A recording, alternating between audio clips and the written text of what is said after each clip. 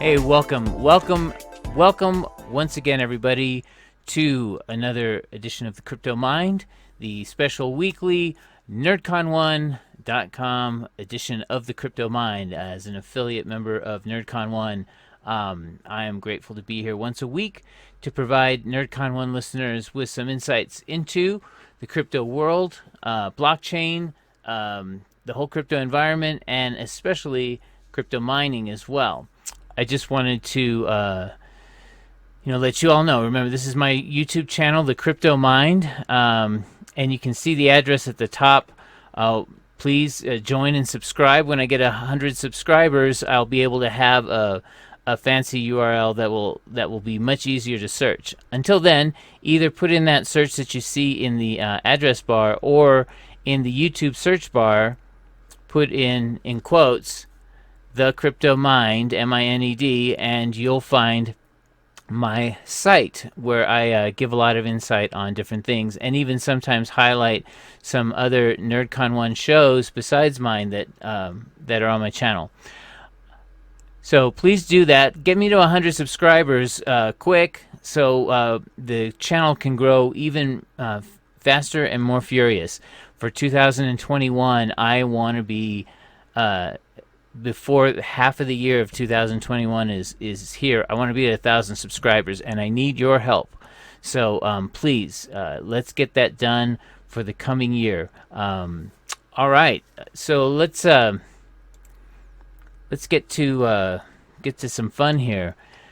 Now, here's the market as we stand. I'm recording right now at about on the 31st at 1:35 p.m. on Mountain Standard Time here in Albuquerque, New Mexico. And you can see Bitcoin teasing with 29,000. It's already been over 29,000. We haven't hit 30, but I have a feeling that's right around the corner. And there's... this is, again, I can never stop saying right now, this is the beginning. There's a lot more to come. And just, if you haven't gotten on board yet, please do. That there's just, there's no reason not to. You need to be somewhat, have your toe in the water in some of these things. And there's many ways to onboard onto crypto, like directly from your own bank to getting into some crypto assets, and I highly encourage you to start doing that to whatever extent you can. I'm not telling you to put your whole paycheck in there or not, but make the commitment. I'm going to tell you that 2021 is going to come with its own set of challenges. We've been through a lot of challenges this year with 2020, mainly on the medical front. 2021, we're still going to have some of that, but more is, the financial crises are coming, and they're not, and it's, we may feel it personally, but it's also like, we're talking about countrywide, worldwide financial crises, and it is becoming harder and harder to protect our own assets or to even grow our own assets. And really, the only spaces where this is happening is in the crypto space now. And part of that is in the currency areas.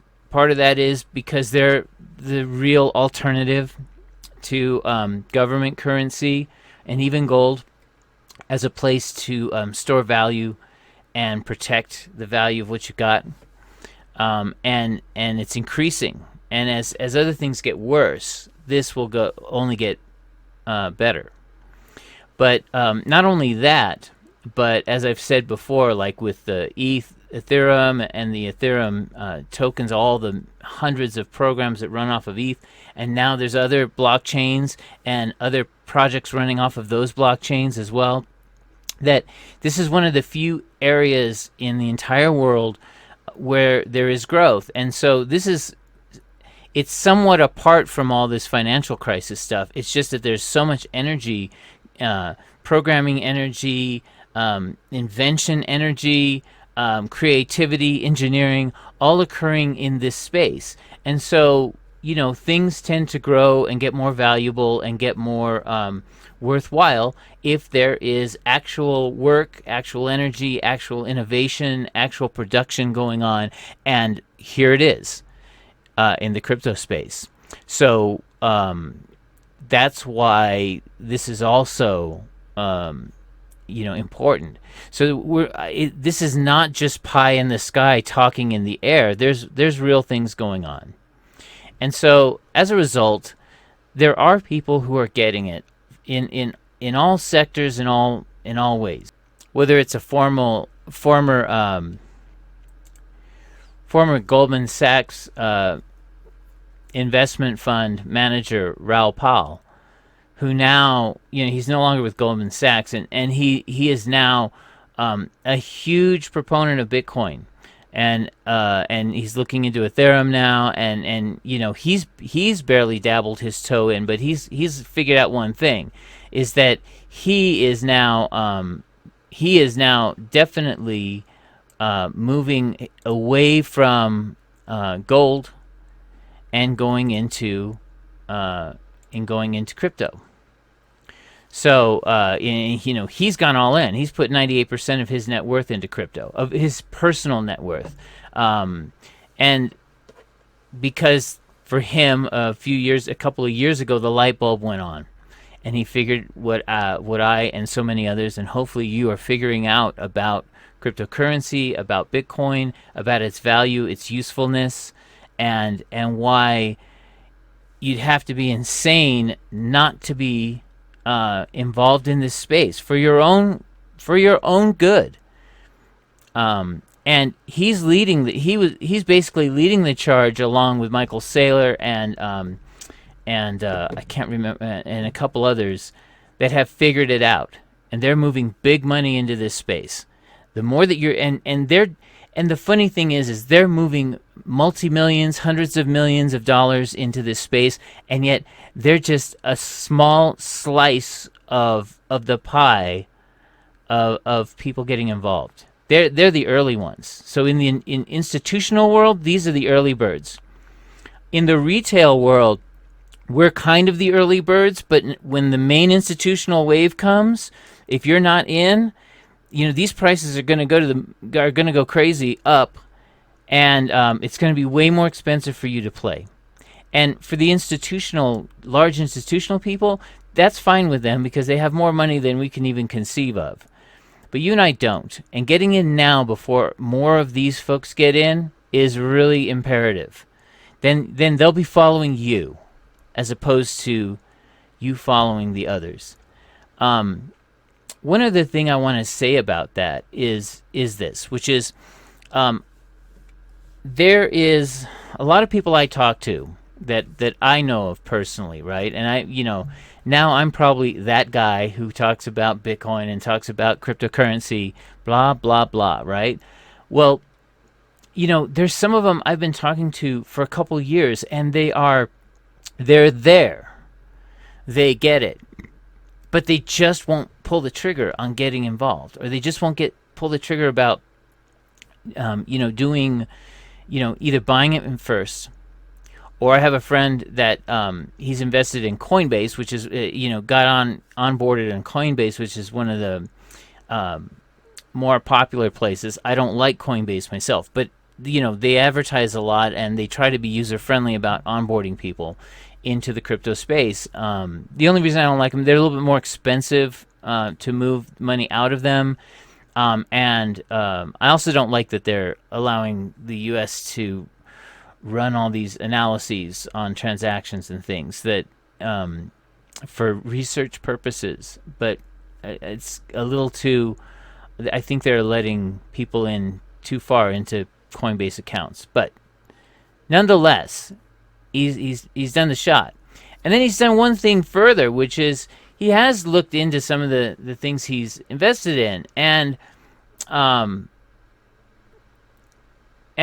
was, was having a conversation with him. And he's like, yeah, and then I'm staking with some of them. And when he was mentioning some of the coins he was staking, I didn't think they were staking instruments. And what some of them are, and some of them aren't. And it's just that Coinbase is also paying depositors a percentage interest rate for having their assets locked there at Coinbase. But I quickly was looking into it, and like for example, the Atomic Wallet. Like this guy, he owns some Atom. Cosmos is the name. The symbol is Atom. They and this Cosmos long ago created the Atomic Wallet, which much like the wallet that I'm a big fan of, which is get to the main splash page of Zelcore, and Zelcore wallet that has you can onboard a lot of different assets onto it. I'm a big fan. They've also made it user friendly. But Zelcore and Atom will create a wallet for you that's yours. It'll have your private keys, that you have to store on your, somewhere on your external hard drive or wherever. They don't keep those keys, whereas Coinbase has all the account keys of your account, which means theoretically one day, if they wanted to, or if they were ordered to, they could lock you out of your account. There's nothing you can say about it. But with something like Atomic Wallet or Zelcore, they're decentralized. You have you take ownership of your keys to the thing, and although Zelcore helps you create the wallet and manage it, they can't ever get into it, privately, without your consent. So I was like, well, you should probably like come over here, right? And then I started looking at Atomic Wallet just for him, because I was curious, because I haven't used Atomic Wallet, right? And for his Cosmos, it says about a 10% ROI, return on investment for staking, and they're not paying that at Coinbase, and they're paying a lot less. And when I saw that, and he's got Tezos also, he said, and Tezos would be supported by the Atomic Wallet, and run their staking program. And so, my next question to him then was, well, then why aren't you shifting your stuff over to Atomic Wallet? And he's like, well, I didn't know, and I'm not sure, and who knows if it's, either I'm not sure or I'm afraid tends to come out of the mouths of people who then,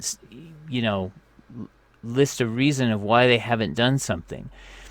And so so luckily I was able, because I've been around for a while, and I was aware of Atomic Wallet, and I was aware of Cosmos, and I was aware of some of their products, and they've been around for a while. I told him, no, this is for real. These are the originators of this wallet. Like this is not even third party. That, at least for Cosmos and Atom coin, that these are the people of the Atom coin who made this. So so yes, it's reputable.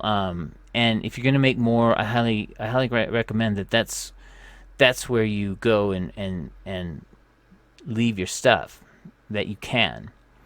And so I'm going to tell you this, because it's true of cryptocurrency, and it's true of just life. It's true of life in general, okay?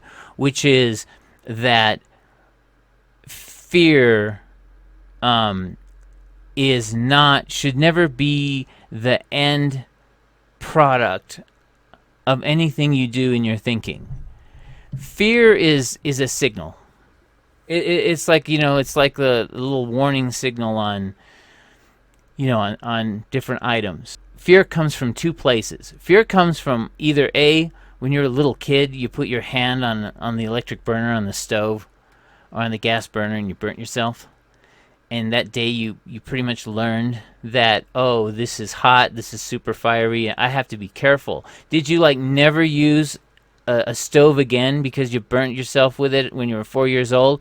No, you just learned to respect the power of that burner, and that while it can help you, if you misuse it, it can hurt you, right?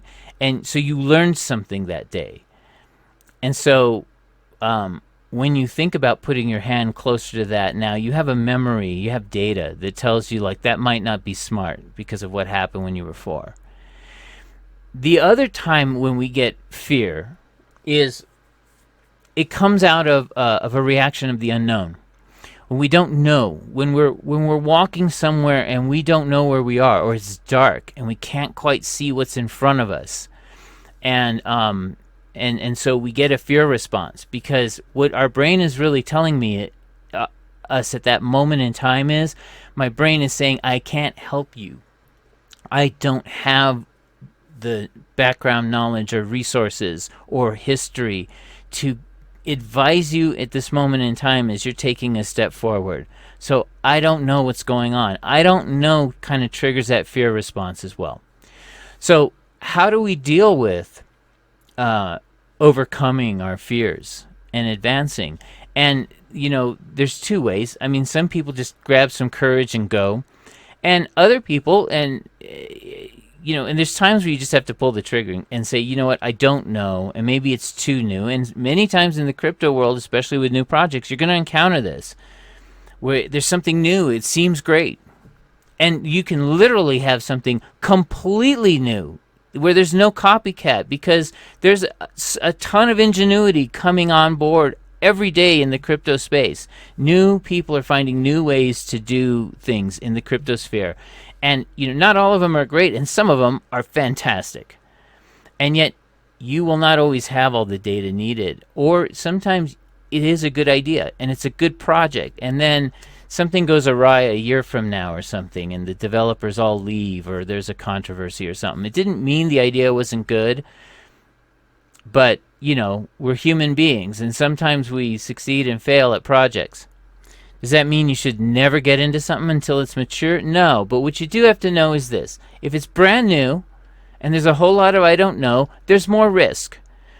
When there's more risk, that means there's more of a chance of it failing, but it also means there's more of a chance of you, instead of making 5%, 6%, 10%, you could be making 30, 40, 100, 1,000% or more. And it could be worth risking some of your money doing that. And so if your gut instinct tells you that maybe this is a good project to support, put some of your money there. You don't have to go all in. And in the crypto space, I'll tell you that Bitcoin is not that's not the risk. Bitcoin, Litecoin, these are like the boring coins, even if they're going up. I mean, they've been around, they're tested, and so they're more of the blue chip cryptos of the space. And Ethereum is blue chip as well. It's been around for a while and highly useful. So, but some of these over here in the far corner down here, these teeny tiny little dots that are off of the Ethereum blockchain projects, or some of these little teeny tiny dots around Dash or something, yeah. And I've shown you in a previous video, like with Callisto Network, how I was digging in the dirt, mining coins there, and actually right now, that's paying off really great, and I'm so grateful. But then I also go back and mine like Ethereum and Litecoin and Digibyte, some of these more and Monero, some of these more tested and true, more well-known coins. So I also invest my time, risk some of my time on riskier projects, and then probably spend more of my time on less risky projects. I do a mix, and you can do that with your mining. You can do that with your personal investing from your bank account as well. So the other way to get over that unknown thing is to do research. All right, and I try to provide research here on this channel for you guys to help you. And I did with my friend, luckily, because like I said, with the Atomic Wallet thing, and although I haven't personally used the Atomic Wallet, I knew of it, and I've known of it for a while, and I've known of Cosmos and their project. And this wallet is basically only just one aspect of Cosmos. They're working on it's the way I understand it. They're trying to work on Cosmos is trying to work on a project where basically everything is connected, no matter what blockchain it's on. That all things in the crypto space are connected. And right now we have a little bit of non-connectivity, and there are Cosmos and others that are trying to solve that issue, so that there doesn't have to be as much fighting or competition, that everyone can use their technology and then connect it to everyone else's. So at least I had that knowledge. I could impart it to my friend, right? If you didn't have that knowledge, then you need to be watching my show and others, and also just doing your own research, right? And I'm going to tell you that one of the initial ways and that I do that, or when I was having this conversation with my friend, is I looked up, and I think Cosmos is up here in the top 50, wasn't it? Let's see. I go to CoinGecko and look at the list of the top, the top market cap coins, but they've got all 6,000 that they're listing here, 6,096 of them, right? I can't find it right away, but I remember that Cosmos is Atom, right? And so I can type it in the search, and here it is, doing pretty good today, up 14% today. Wow. And then like website, here it is, Cosmos Network. And so like CoinGecko gives me the links to the project's own website, and then you can come here, and then you can find out, hey, what is Cosmos, right? A decentralized network of independent parallel blockchains, each powered by BFT consensus algorithms like Tendermint consensus, like, right? Whoosh. Okay, and yeah, you're going to start getting a whole bunch of technological garb, and like anything, every segment, every industry, everything starts to get their own special words and whatnot. And so until you get used to it, you have to just kind of keep reading and reading and keep watching and watching, right? But it'll tell you they'll tell you about what they are. And if you don't want to trust what someone says about themselves, right? Then you can just go onto YouTube and find out yourself, like, what's up. And there'll both be stuff from Cosmos itself. There'll be other bloggers talking about Cosmos, up or down, comparing it to other things. So you can suck in information about all of this stuff, to your heart's content. And I would tell you, please do so. Read up, find out, and you will empower yourself with knowledge. And with that knowledge, you're going to find that your fear level just starts coming down. All right? None of us are going to be perfect at anything that we attempt to invest in or spend our money and time and effort in. We're all going to make mistakes, but we can pull back from those mistakes. We can get out of anything we're in, and then we can try something else. Nobody, 0% of the people who are involved in any space, anywhere, is perfect. I'm not perfect. You won't be perfect. But we can be more right than not, make a couple mistakes, and be fine. And so I would encourage you to, if you're still feeling jitters, do as much research as you can. If you've got questions, I'm more than happy to answer questions, on my videos. Soon I'm going to have a website. I'll have some other platforms where we can be community and talk more, and I'll be happy to field all the questions that you've got and try to make everything better for one another. So that's how I got there, when even I didn't know all the story, right? But I started quickly navigating, finding things, and it confirmed some of the things I had heard, and was able to help my friend that day. And I helped myself. I got some more knowledge as well. So I'm really grateful to them for basically helping me educate myself that day as well. And then I also helped them get going on crypto mining by using the computer that they had at their home, not spending one dime more, and they're using their CPU now to mine Monero. And they won't make, again, like I said, he won't make a fortune, but he's now mining and acquiring and using his computer for mining when he's not doing anything else with it, and helping himself in the long run. Really happy.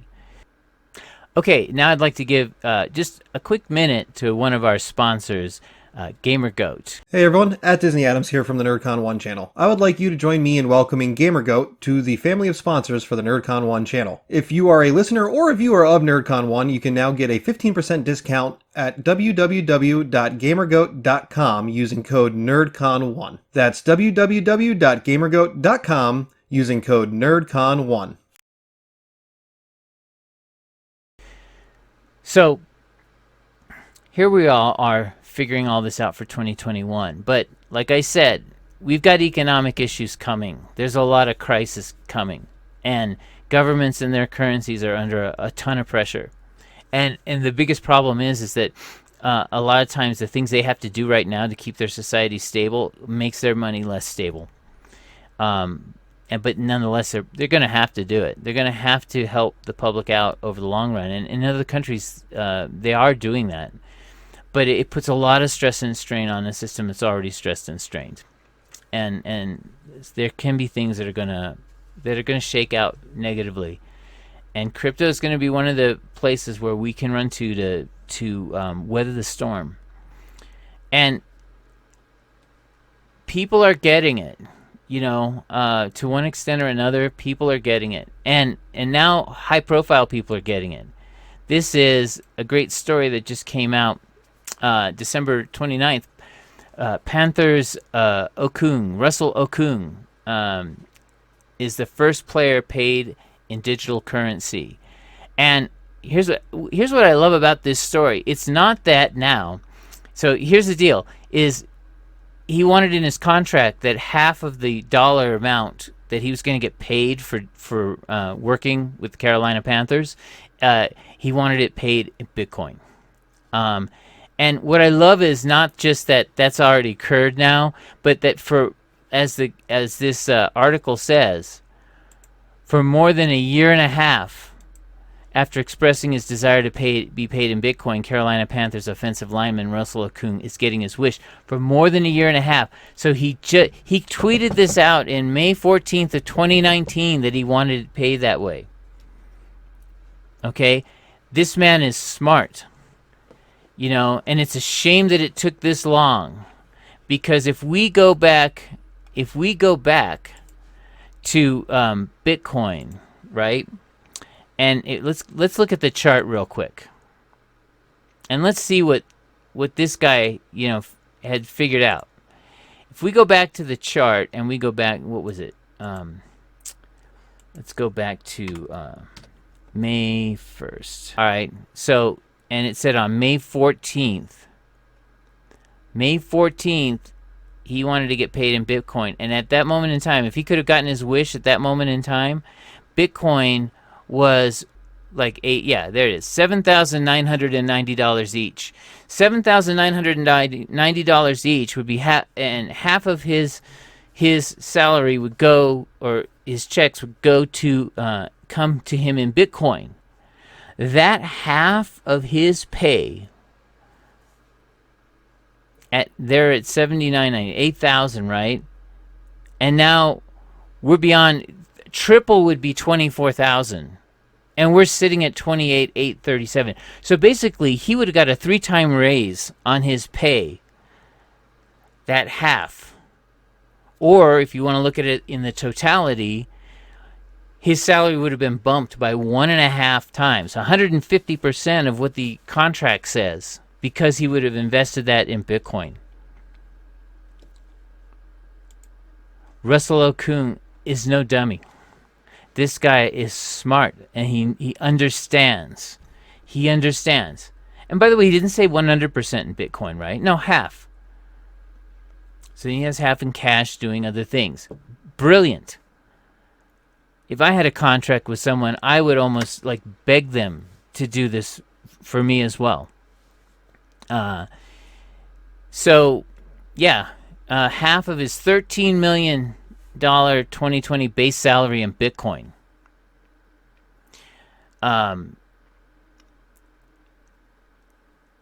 And yeah, he's doing it through a service called Zap.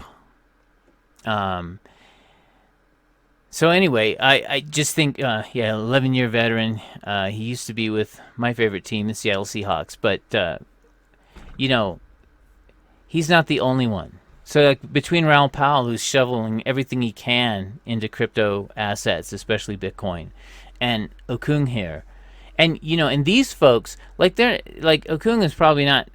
Well, maybe he is a crypto expert, but he's at least enough of an expert to know about Bitcoin. And for a lot of people, that's like the entry is Bitcoin.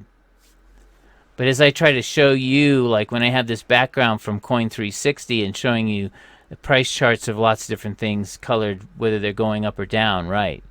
Or if I show you here, CoinGecko.com, right, which is like a listing of all of the projects, right, all of them that are on the radar at all. I mean, there's probably more that aren't even on this radar, and there's some of these 6,000 that are dead projects or whatever. But 6,096, right?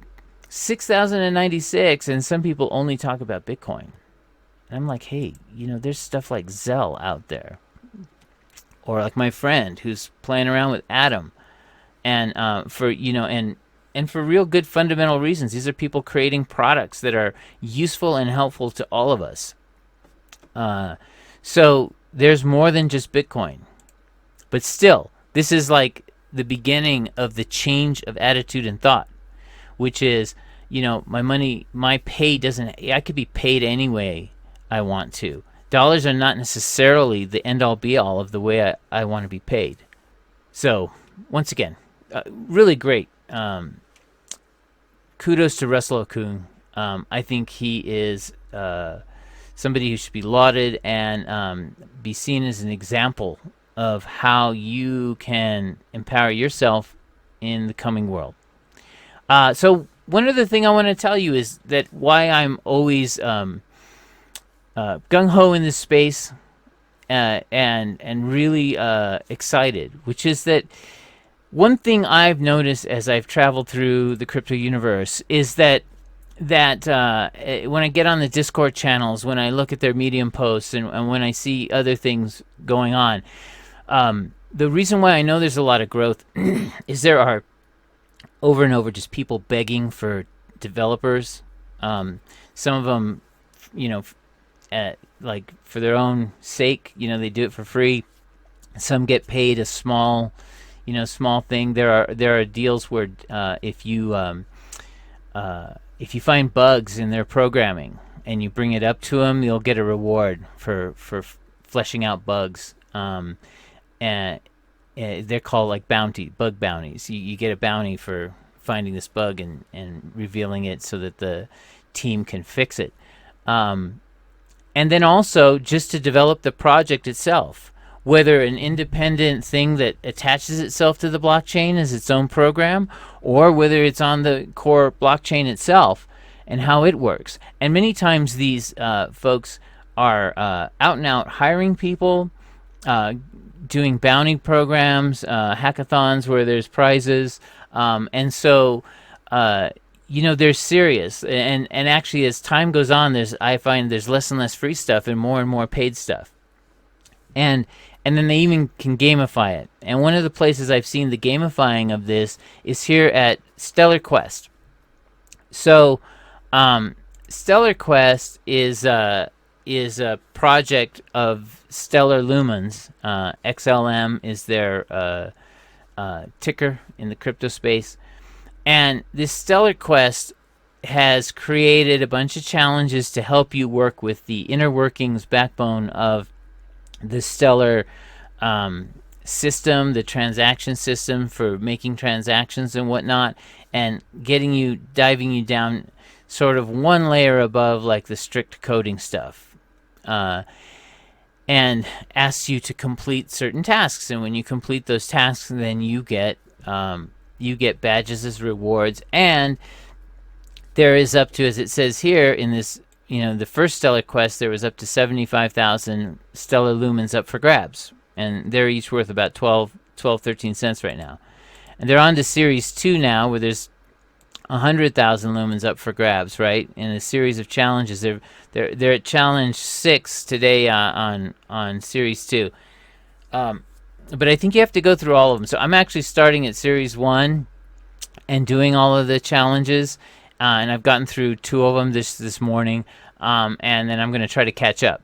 But in the meantime, I'm learning something about stellar lumens and how it operates and how the transactions work and how and like I said, it's kind of closely, it's a layer just above the coding. You actually see the code that happens while you do things, and it's trying to help people understand the nuts and bolts of how the tech actually works, so that especially if you're, I'm doing it as a curiosity and maybe even seeing if I can earn some lumen just for learning. I learn, and I possibly may earn lumen as a result.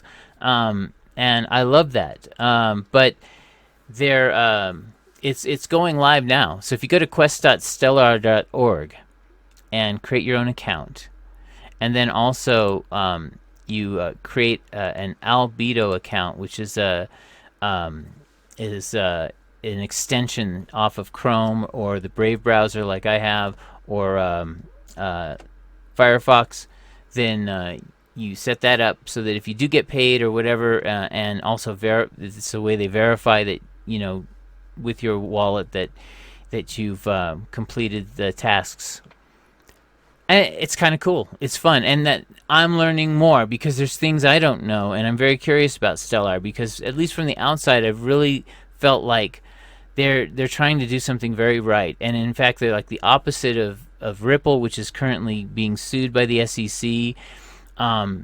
That's sort of like a similar type, but yet Ripple's been doing completely different things than Stellar, and I've never been a big fan. And now they're all embroiled in lawsuits and problems with the Security Exchange Commission. So, but Stellar's not in that zone. And here they are, this group that's willing to put their money where their mouth is and help you gain more knowledge and possibly get paid along the way. So if you're curious like I am and are willing to go through a little bit of pain of knowledge, you'll get some reward, because the tasks they asked me to do did twist my brain at first, but already after 2 tasks I'm getting more comfortable with the tool they have you play with to do transactions and things. Okay, so there you go. There's a lot of bright spots, and they're only going to be growing in 2021. There's been exponential growth in this space since it began, but it began again back with just Bitcoin like 12 years ago, and from tiny beginnings, an explosion, and they call it a Cambrian explosion of technology growth, innovation, brain power, connectivity, and promise and hope is being created in this space. And it makes me excited. So with this coming year, I wish you all the best. I hope you stay tuned to the Crypto Mind. And also NerdCon 1 network. We're also going to be growing and doing more as this year progresses. I'm really excited for what's coming up. Please stay tuned to me and all of the NerdCon 1 streamers, and have a happy new year. Thank you very much.